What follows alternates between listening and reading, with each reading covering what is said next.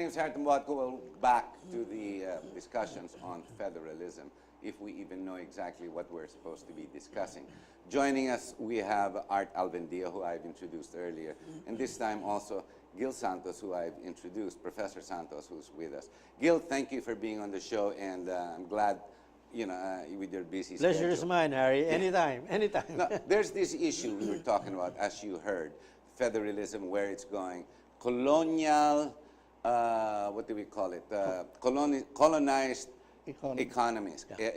Now, last week you came out with a blog about the direction of the country. Yes. Because considering the people don't know exactly what's going on. Yes. Sila lang nag-uusap eh. And mukhang this 20 intelligent, learned people, dun lahat sila sa politics. Your points first, in general, on federalism first. My point in general, in general federalism is good, but it must be explained fully to the people. Eh, hindi boto si Art dyan, ha? Oh. Anti-federalism siya. Just so you know. Pero okay yan, okay yan. Go ahead. But, you see, I'm anti-federalism if you want to implement it in 6 years. Because you cannot. Now, if it is going to be implemented in 25 years, after 25 years, fine. Because you need to inform the people. After all, you have to refer it to a referendum or a plebiscite. Correct. But it promises to do that. Nagmamadali nga ang presidente. Gusto niya na bumaba pag federal na daw. Ilang beses sinasabi. But if the people do not understand it and appreciate it, because they fully understand it, they won't be able to vote wisely. That's true, too. And now, as of today, even yes, the commission said that the Filipino people have more of a knowledge about the presidential system, at least naintindihan nila. Exactly. Now, on the economic side. On the economic side, there are two things on the economic side. Art was correct in saying this is colonized economy. And because of that, precisely, only 600 families in our society control the economy. So, what happens now? But isn't that the same in any other country? In America, ganun din naman yan eh. No, but there is a transition. Ganun din eh. No. If I may say, totoo yan. I mean, totoo yan. But that's because, globalization economics is all over the place. And they won in the last 40 years. They won. That's why since 1970, yan ang pinasok na nila. And up to now, it's been going on. But this is the point nga eh. In 2008, you've had a global financial collapse. Why? Because of globalization economics. And why are we continuing this? This is the alam na natin. Alam na natin, and you have the people who have developed it still sitting in power, in controlling not only politics but our minds, even our education. So now they want to solidify their position. So solidify yan. Federal yan. Of course. Go ahead. So what happens now is you have to inform our people, and the information must be done by communicators. You see, our people are not the same as China. China has got one Mandarin language. They understand each other. No, in our case, we have 81 provinces, almost 81 cultures, different dialects. And therefore, could be misunderstanding. Now, to prevent the misunderstanding, another point is... But before the people, before a plebiscite, before the people are there to follow a specific pattern, rule, template, let the learned ones who know or love the country, assuming that they do love the country, bring it forward at least to the proper direction. Yes. And the proper direction is get rid of the colonized economics. Yes. So, in other words, to build the industry for the country to develop our natural resource. Right. But correct? Did I say that properly? Okay, go ahead. But the point now is, do you get the correct communicators who will now transmit the message to the people who are supposed to know? Because if you don't have that, then there's complete misunderstanding. And our point, my point is, sure, you've got lawyers, but lawyers talk in their own language, in their own jargon. Now, is that understood easily by the people? Answer is no. So you must explain that. Let me pick it up from there. We had a conversation with Neil last week, and we were talking about the need for a national vision.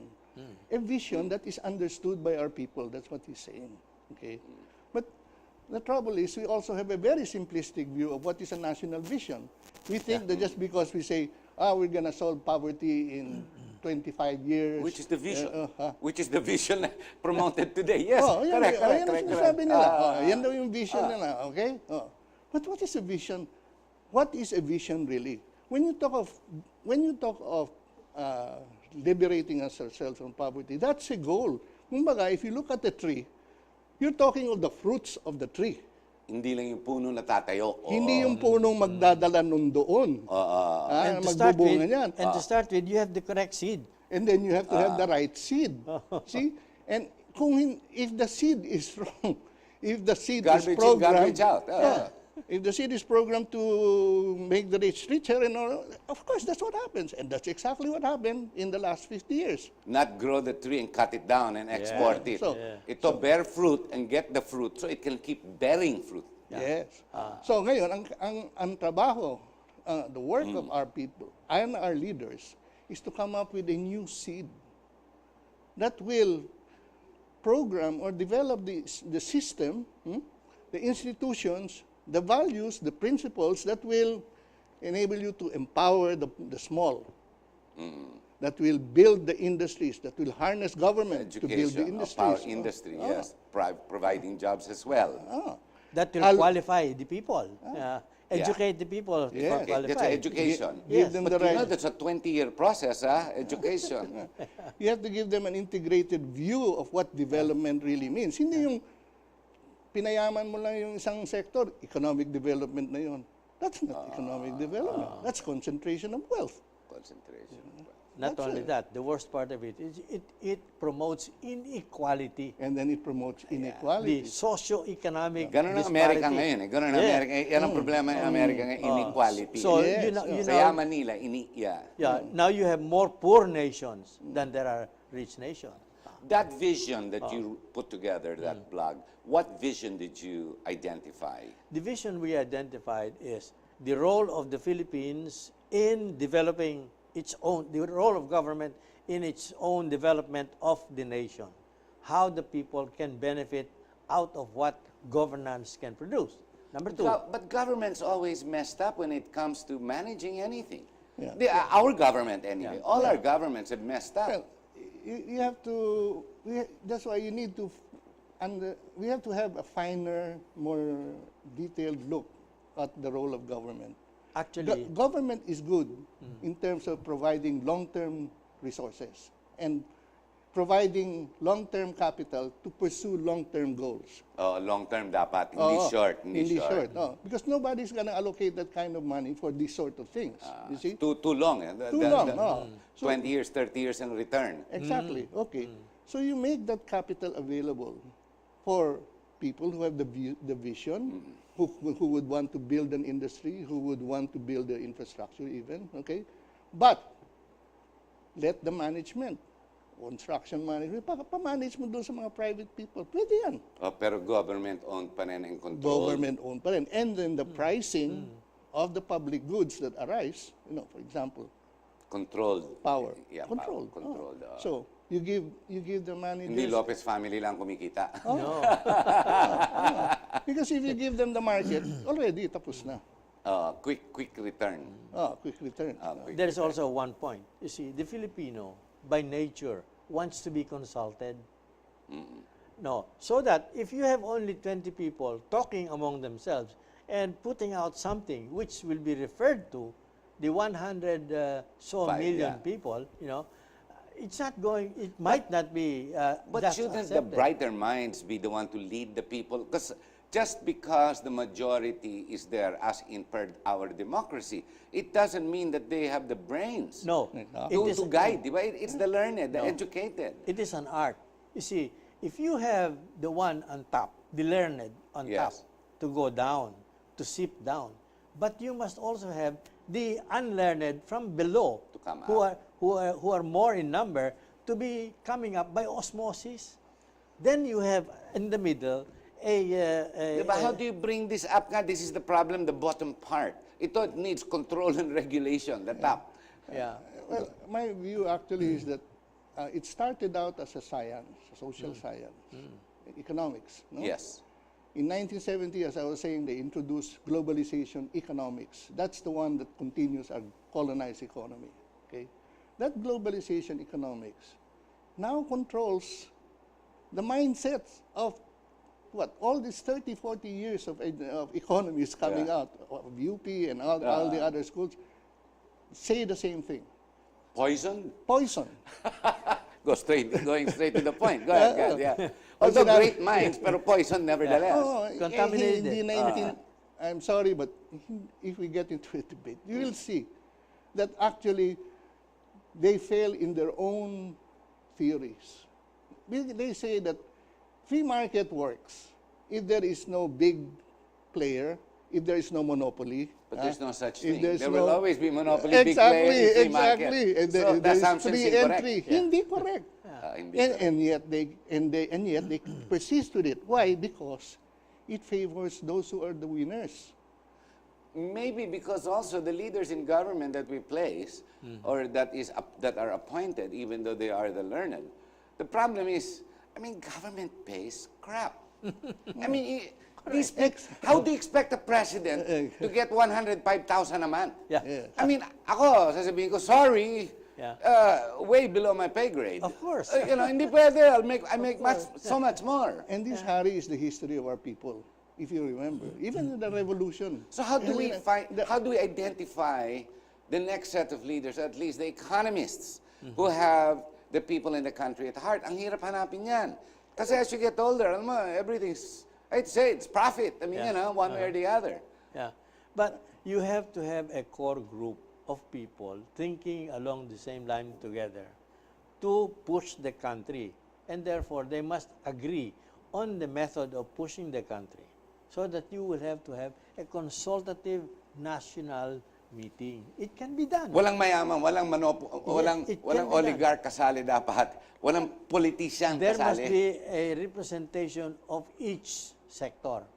Nangyari yan. Oh, it can be done. Ang sa akin, I think we should really open up the debate. No? But let us keep it focused. Kasi kung hindi, personalities and yellow yan and ang red nangyari, na naman.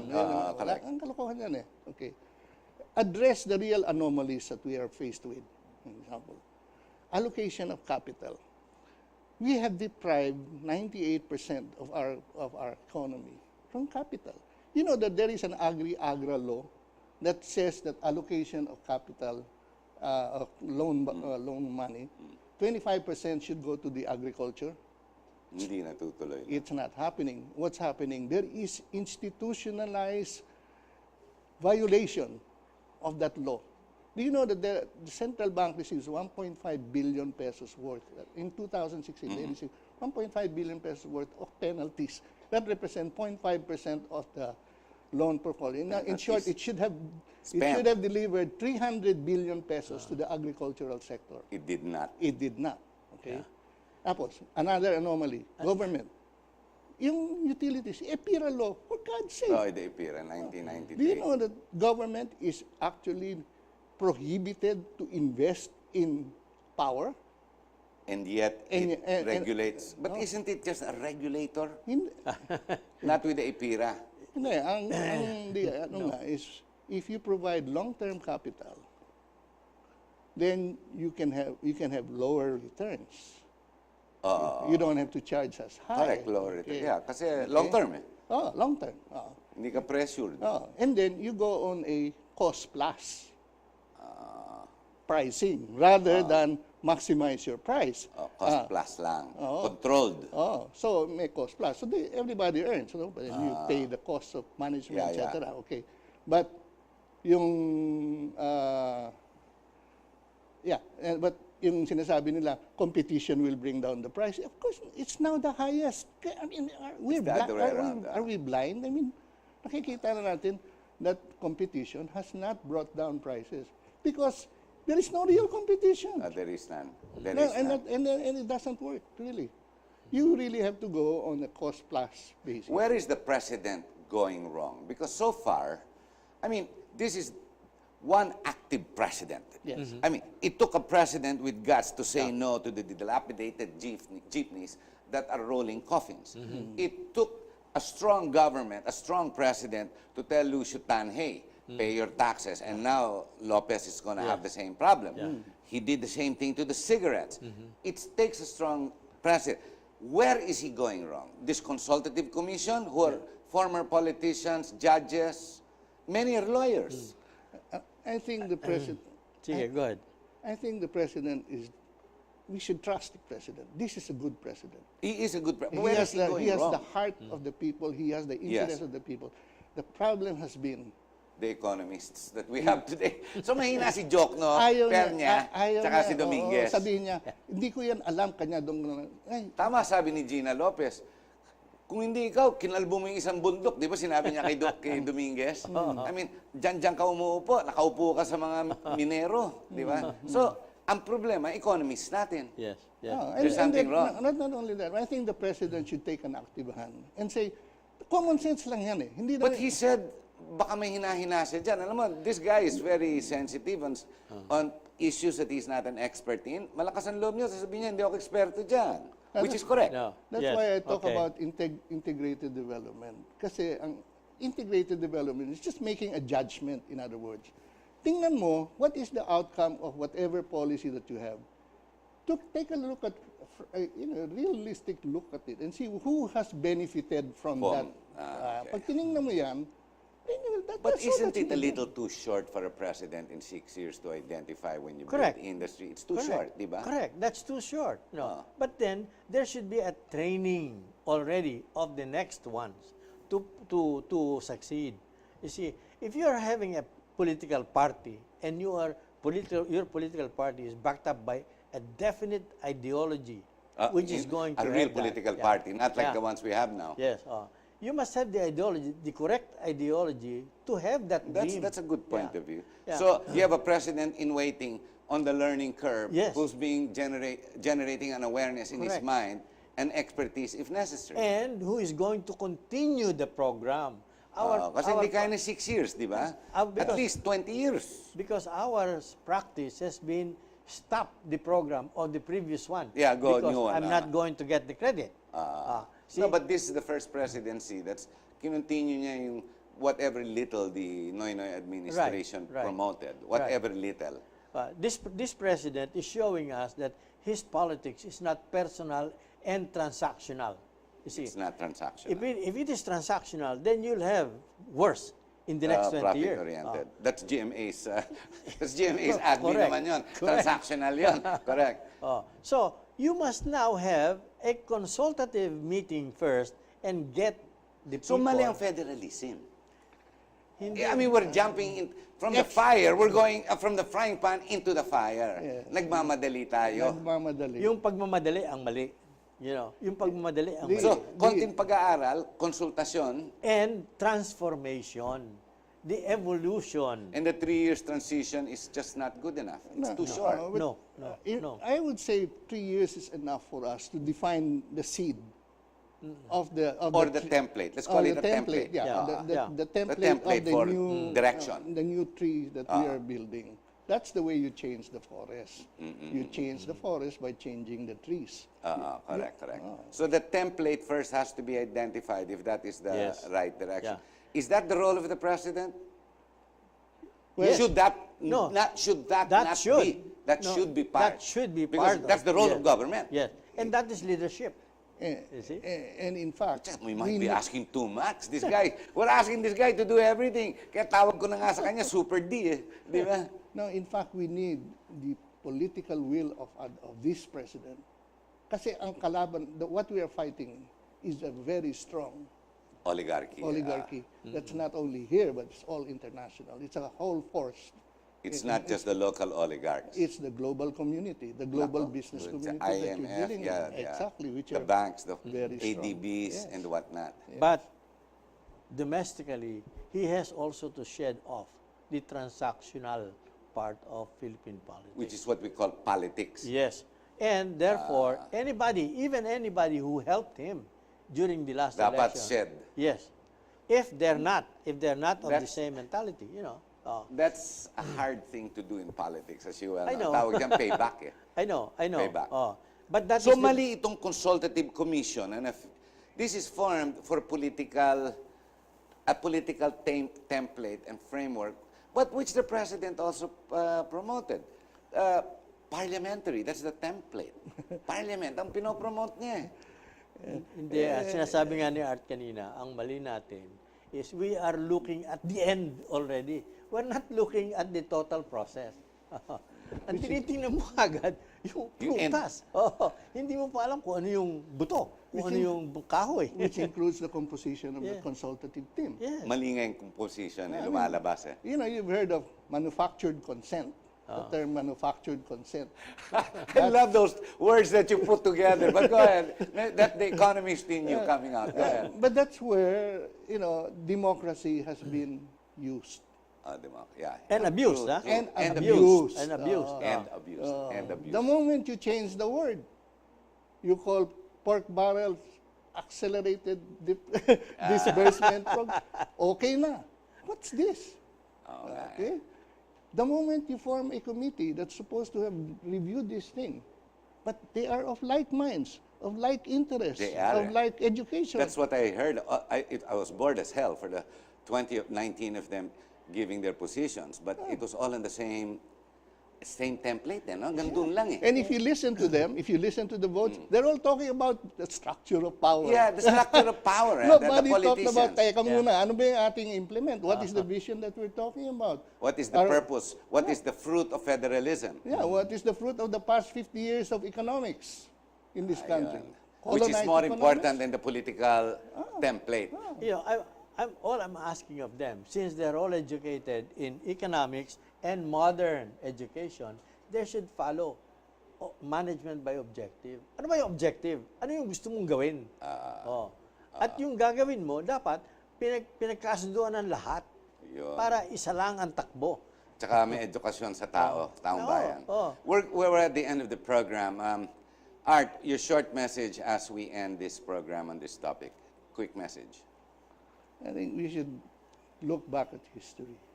Our people should look back at our history. Realize that we are a people, a nation that was born in captivity and nurtured through captivity. This is like the tiger that was, you know, they talk about there's a story. A tiger born in captivity, they release it to the jungle. Mamatay yun. They think that just because it has instincts of freedom, of liberty, it would know what to do. No, what has happened? The tiger remains dependent on his captors for his thinking, and that's why freedom fails. This is where we're at. We are a people born in captivity. We have not yet broken out of the bars that confine our minds and our thinking, our spirit. This is why I'm saying to the President, Mr. President, you've got the heart. You loved our people. Don't be afraid of all this technical bullshit. You have the common sense, you have the judgment, you can make the judgment. We can present to you the outcomes of what can be done with a new seed, you know, a new template of what the economic has been. Realize that you're dealing with a conspiracy, a global conspiracy of colonized economics, colonization economics. That's what globalization is. And this regime is continuing, but we have already seen its failure. And so we should do something. Mr. President, you have the opportunity to do that. Well said. Gil? My position is this. This is now an economic war because everybody, every nation wants to exceed, wants to excel in the whole globalization. Now, you cannot evade the reality that globalization is controlled by who is more politically and militarily and economically powerful, because that's the hegemon, that is the influencer, that's the mind bender, you see. So if you are going to just follow that, not follow your culture, not follow what your people want, not follow your nationalism, then we're dead meat. See, so what we have to do really is, A, get that management by objective principle. Get that and consult our people. Tell our people, tama na yan, bahala na ha. Tanungin mo ang bata ngayon, ano gusto mo mangyari sa buhay mo? 20 taon mula ngayon, bahala na ho. At kung hindi ho magtagumpay, magdadasal na lamang. Hindi pwede yan. Hindi pwede yan. Because you have to work, Unless you work and unless we work together, nothing will happen. Nothing will happen. Ladies and gentlemen, we have done overtime and pushed it wide tonight. And I hope you enjoy the program and learn from this. So either way, what else can we say? I mean, the president has to listen. And I hope he's watching this program to get the ideas of why another point of view other than the Learned Consultative Commission. Maraming salamat po.